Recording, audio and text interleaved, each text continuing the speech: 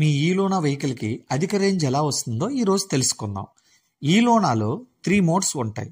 Mode 1లో 35 kmph వేగంతో బండి అనేది ముందుకు వెళ్తుంది. మోడ్ 1లో మీకు అత్యధిక రేంజ్ అనేది వస్తుంది. నెక్స్ట్, మంచి పెర్ఫార్మెన్స్ అండ్ సేఫ్టీ కోసం మీ 2 టైర్స్లో 40 PSI ఎయిర్ అనేది ఉండాలి.